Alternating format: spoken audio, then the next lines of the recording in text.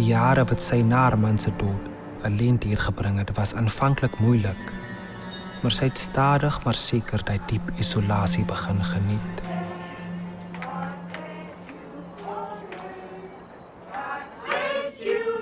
Eens het sy haar familie verwyd.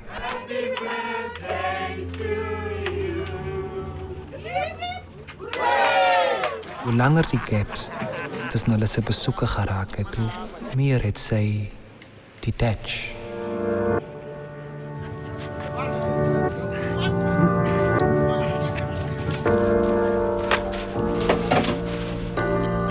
Weet hulle lewens is in haar hande. Sy besluit wie lewe, wie sterf, wie word geslag na geslag om eventually op haar bord op te eindig.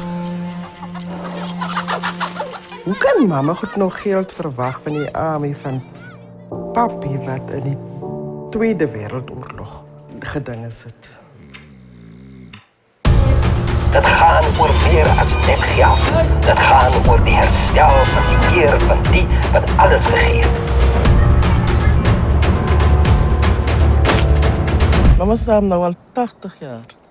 Mama hoeft meer zo te sukkel, man.